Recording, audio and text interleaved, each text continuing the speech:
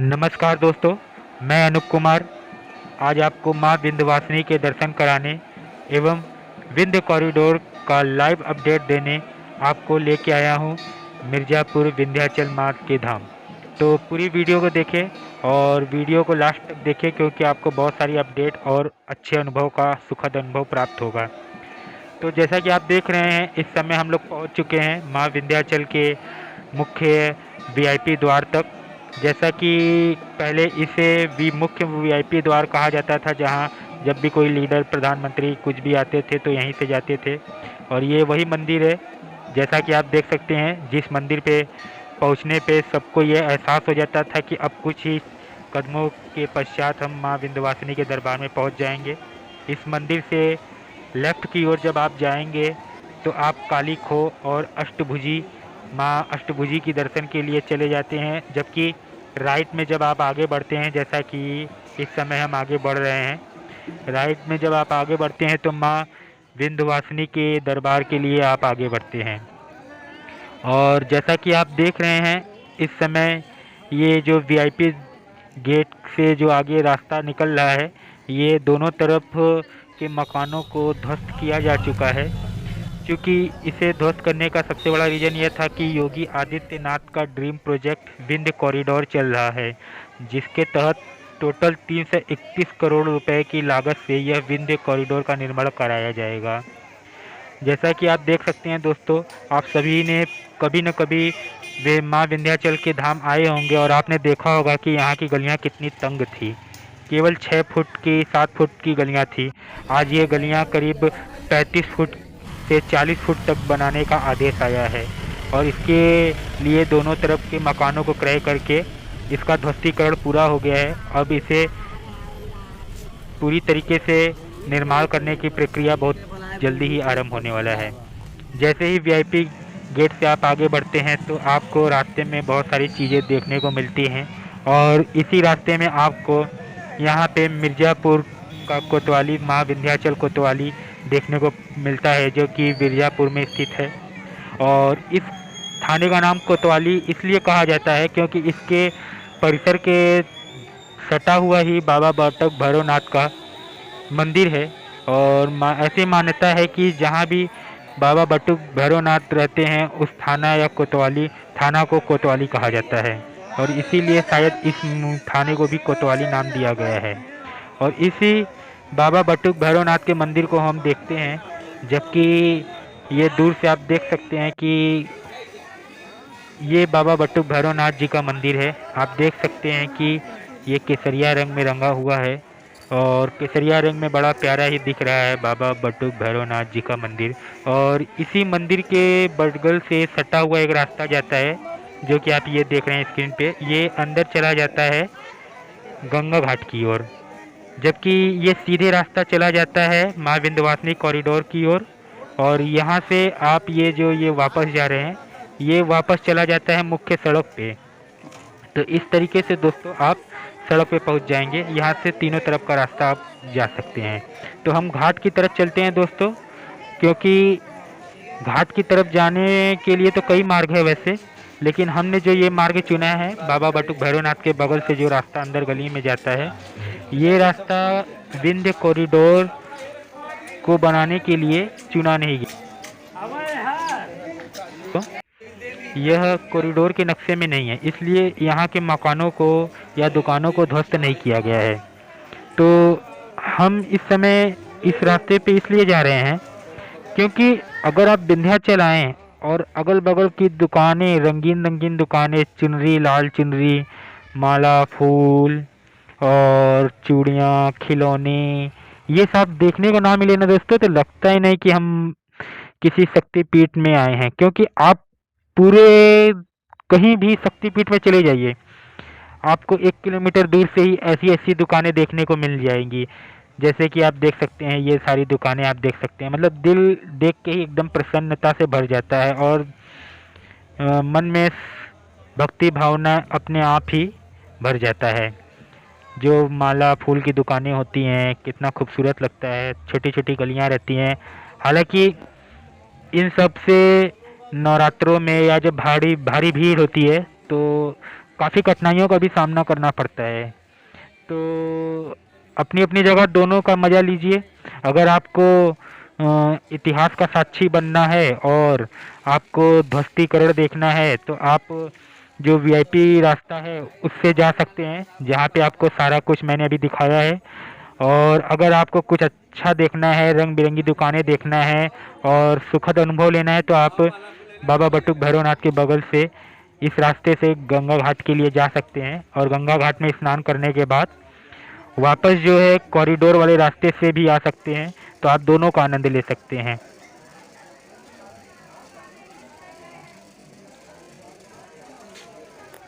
तो दोस्तों, इन गलियों से गुजरते हुए आप एक सुखद अनुभव प्राप्त करेंगे ही, साथ में कुछ अच्छी अच्छी चीज़ों भी अपने घरों के लिए खरीद सकते हैं, जिससे आपके बच्चे और आपके घर वाले भी बहुत ज़्यादा खुश हो जाते हैं। तो इस तरीके से आप जब इन गलियों से होते हुए आखिरी सिरे तक पहुंच जाएंगे तो आपको इस तरीके से कुछ सीन दिखेगा। और वापसी में दोस्तों हम पक्के घाट से माँ विंध्यवासिनी कॉरिडोर की तरफ जाएंगे या माँ विंध्यवासिनी के मंदिर की ओर जाएंगे। और ये वही पक्का घाट है जिसको माँ विंध्यवासिनी कॉरिडोर से एकदम सीधे जोड़ा जाएगा।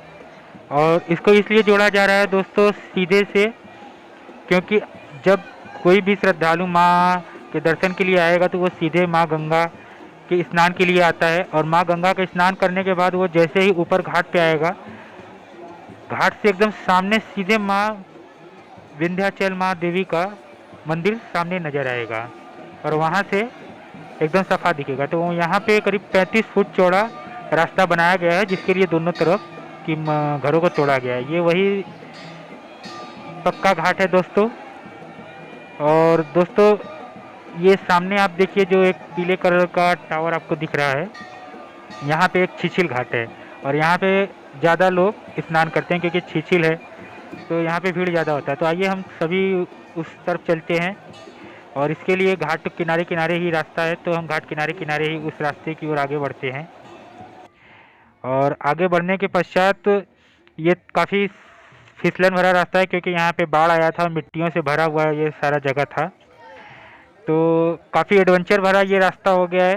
हालांकि फैमिली इसी से गुजर रहे हो, माँ विंध्यवासिनी की कृपा से कभी किसी को कोई प्रॉब्लम नहीं आया है।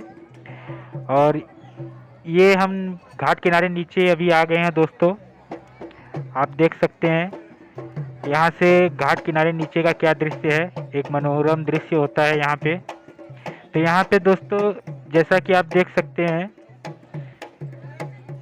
एक मनोरम दृश्य और एक मेले जैसा दृश्य है, क्योंकि ये सावन का आखिरी दिन चल रहा है और यहाँ पे लोग मुंडन के लिए आए हैं, क्योंकि आज शुक्रवार है और कल शनिवार हो जाएगा। तो शनिवार को हिंदू धर्म में जो है बाल नहीं बनवाया जाता है, आप सभी को पता होगा। तो इसलिए आज आखिरी दिन है, सावन शुक्रवार है, फिर शनिवार और रविवार को तो ख़त्म ही। तो इसलिए यहाँ पे काफ़ी भीड़ है आज शुक्रवार के दिन।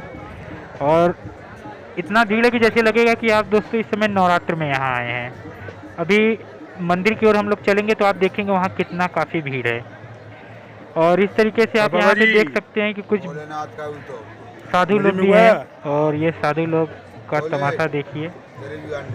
ये साधु बाबा अपने ये नागराज को लेके बैठे हुए हैं। बाबा जी बोले बम बम बोले, महादेव माँ विंध्यवासिनी की जय। शांति रखे और संकट कटे और तेरे दाय दुश्मन चुगल बेईमान हंकी टंकी चल के भसम जय भोले काशी नारायणी गद्दी हर हर महादेव जय काशी की नारायणी गद्दी। हां कहां बैठ रे यार साला ये नहीं सही बात देखत है बुद्धि बुद्धि आता है डबल आई दे अल्लाह अल्लाह अल्लाह एक बार निकाला दूंगा ने पूरा में से निकाला ये फिर लकाई के कपड़ा फट जाए चले। सावन महीना अफसर जी जहाँ हमारे अफसरों की रात रहती सलामत रहे, हर हमेशा मनोकामना पूरी करेंगे बोले ना। नहीं अपने हाथ से अरे ठीक ठीक नहीं साहब ऐसे दान नहीं होता। अरे दान का बात नहीं, आप अफसर हैं, दोनों नाग नागिन दोनों दुआ कर रहे हैं आप।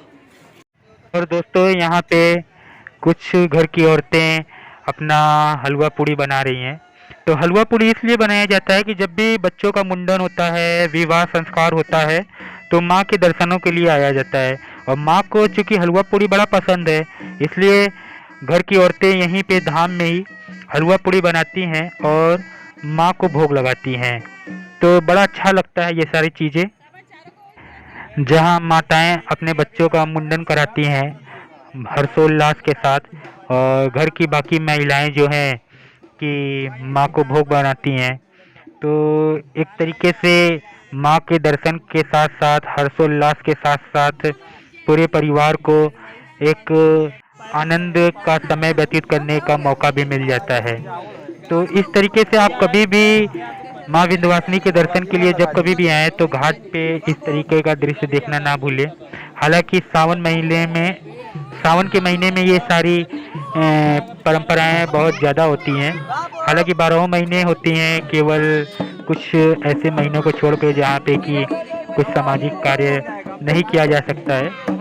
और इस तरीके से जब भी मुंडन और कोई भी शुभ संस्कार होते हैं तो इस तरीके से यहाँ कुछ लोग रहते हैं जो कि शहनाई बजाते हैं, ढोल बजाते हैं। ये लोग भी आ जाते हैं और महफिल में चार चांद लगा देते हैं।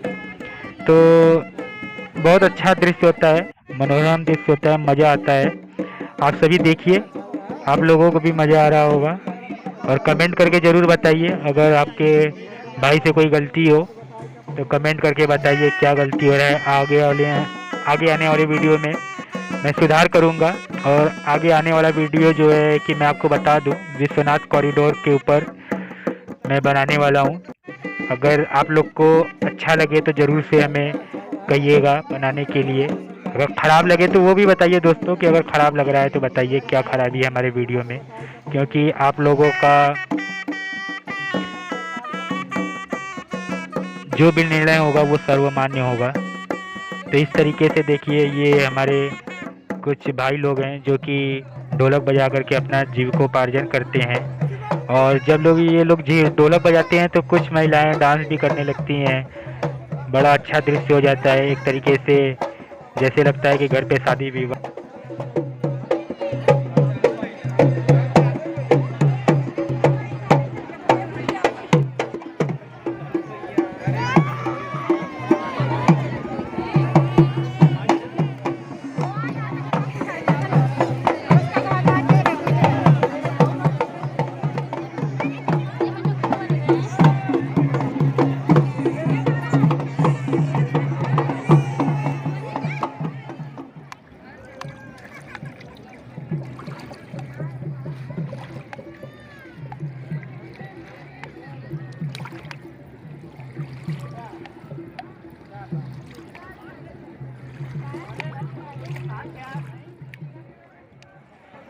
दोस्तों, माँ गंगा को हम ऐसे ही माँ गंगा कह के नहीं पुकारते हैं। माँ गंगा के जल में बहुत सारी ताकतें होती हैं। जैसे कि अभी आप देख सकते हैं, सामने एक लाश बह रहा है। शायद यह किसी जानवर का लाश हो सकता है, जिसे ये इस गंगा की मछलियाँ खा करके इसे पूरी तरीके से ख़त्म कर देंगी। पक्षियाँ भी इसे खा करके ख़त्म कर देंगी। और ये वाराणसी की तरफ इसका धारा है, तो ये वाराणसी की तरफ बह रहा है। और इसी माँ गंगा में देखिए कुछ लोग जीविकोपार्जन के लिए नाव चला करके अपनी जीविकोपार्जन का साधन जुटा रहे हैं। और ये गंगा अभी रौद्र रूप में आई थी तो कितनी खेतों को डुबो ले गई, लेकिन साथ ही बहुत अच्छी उपजाऊ मिट्टी भी पीछे छोड़ गई, जिससे कि कई सालों तक अच्छे अनाज उगेंगे। तो माँ गंगा को हम ऐसे ही माँ गंगा नहीं कहते हैं दोस्तों, इसके पीछे भी बहुत बड़ा साइंटिफिक रीजन है दोस्तों। और आगे चलते हैं दोस्तों।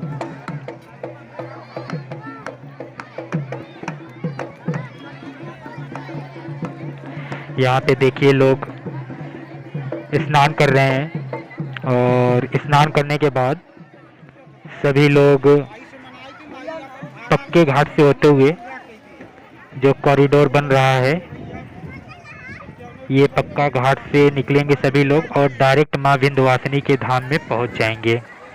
और आपको बता दें दोस्तों कि माँ विंध्यवासिनी का जो कॉरिडोर बन रहा है ये करीब 50 मीटर की दायरे में जितनी भी मकानें थी चारों तरफ सबको खरीद लिया गया है और ये करीब 92 मकानों को खरीदा गया है। अब दोस्तों हम पक्के घाट से, जैसा कि हमने आपको बताया था, पक्के घाट से जैसे ही हम चढ़ेंगे सामने आपको मंदिर दिखेगा। तो देखिए ये पक्के घाट से जैसे ही सामने आए और ये सामने माँ विंध्यवासिनी का मंदिर दिख रहा है, जो कि कभी दिखता नहीं था, इम्पॉसिबल था। इतनी मकानें थी, इतनी सकरी गलियां थी कि नहीं दिखता था। लेकिन आज इस दृश्य को देख करके सच बताऊं बहुत अच्छा लग रहा है और मज़ा आ गया एकदम सामने से दर्शन पा करके स्नान करने के बाद। जैसे ही हम पक्के घाट से अंदर आते हैं तो आप पक्के घाट से अंदर आएंगे, डायरेक्ट आप विंध्यवासिनी कॉरिडोर में परिक्रमा पथ के अंदर पहुंच जाएंगे। आपको दोस्तों बता दें कि ये इस समय मैं जहां खड़ा हूं, आज से 2 साल पहले यहां पे पैर रखने की भी जगह नहीं होती थी। अगर नवरात्रों में आ जाओ तो यहां से 500 मीटर दूर से ही गलियों में लाइन लगी होती थी और यहाँ पे तो खड़े होने की जगह नहीं होती थी। लेकिन परिक्रमा पथ ये जो 50 मीटर का दायरा है और यहाँ पे करीब 92 मकानों को ध्वस्त किया गया है और ये जो है एरिया बनाया गया है।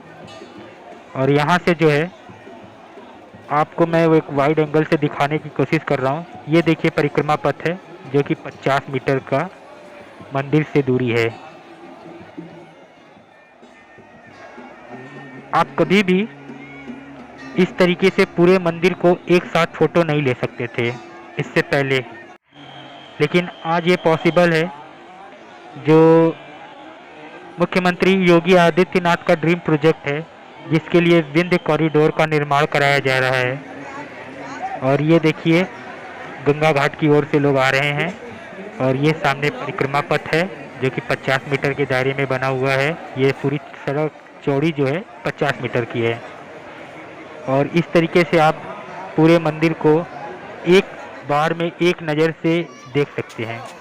और ये कुछ गलियां हैं दोस्तों जो पुरानी गलियां थी, जहां से लोकल लोग दर्शन के लिए आते थे। वीआईपी गली में तो बड़े बड़े लोग और जो नए लोग थे बाहर से आते थे वो भी वीआईपी गली से आते थे, लेकिन जो लोकल लोग थे इन्हीं गलियों का प्रयोग करते थे और ये गलियों से आज भी दर्शन होता है। इन गलियों से आप डायरेक्ट परिक्रमा पथ के अंदर आ जाएंगे और आप देख सकते हैं कि किस तरीके से यहाँ का नज़ारा है। बड़ा सुखद नज़ारा है दोस्तों। और अब देखते हैं कि आपको मैं परिक्रमा पथ के चारों तरफ का नज़ारा दिखाने की कोशिश करता हूँ। हालांकि वीडियो बहुत लंबी बन रही है, लेकिन आप देखिए ये परिक्रमा पथ है जिस पे अभी मैं चल रहा हूँ। करीब 50 मीटर चौड़ा ये रास्ता बनाया गया है और यहाँ पे ये चारों तरफ से मंदिर के चारों तरफ ये रास्ता बनेगा और इन्हीं रास्तों पर आने वाले समय में भोजनालय, प्रतीक्षालय, यात्री भवन, यात्री सुरक्षा भवन और म्यूजियम, बहुत सारी चीज़ें बनाई जाएंगी इन सब रास्तों पे, ताकि जो भी टूरिस्ट आए उन्हें एक ही परिसर के अंदर सब कुछ मिल जाए, कहीं बाहर भटकना ना पड़े। तो इस तरीके से समय कम था, लेकिन जितना भी हो सका मैंने सारा अपडेट देने की कोशिश किया। और यहाँ से जो है ये देखिए, ये पहले शॉर्टकट वाला रास्ता होता था जब हम लोग आते थे, ऐसे 2 साल 3 साल पहले, तो हम लोग यहाँ से शॉर्टकट भीड़ होता था तो रास्ते में यहाँ से पीछे से दर्शन कर लेते थे। आज यहाँ भी भीड़ लगी हुई है और ये भी रास्ता देखिए लाइन लगा है, बहुत दूर तक लाइन यहाँ लगा है। और उधर आपने सामने से भी देखा जो मुख्य द्वार था माँ विंध्यवासिनी का, वहाँ पे भी लाइन लगा था। तो अब इस रास्ते से हम बाहर की ओर निकल जाते हैं दोस्तों, और बाहर निकलने के भी कई रास्ते हैं माँ विंध्यवासिनी द्वार से। तो अब यहाँ से हम दोस्तों बाहर निकल जाते हैं। अगर आपको वीडियो ज़रा सा भी अच्छा लगा लाइक और सब्सक्राइब करना ना भूलिएगा दोस्तों, क्योंकि आपका लाइक और सब्सक्राइब हमारे लिए प्यार और आशीर्वाद के समान होता है। इससे हमें मोटिवेशन मिलता है आपके लिए और भी बेहतर और बेहतर वीडियो बनाने के लिए। और जैसे ही आप सब्सक्राइब करेंगे तो हम बनारस से जुड़ी कोई भी या कुछ भी नया अपडेट आता है तो आपको सबसे पहले आपको उसकी जानकारी मिल जाती है। तो दोस्तों इतनी देर तक हमारा वीडियो देखने के लिए आप सभी दोस्तों को दिल से धन्यवाद।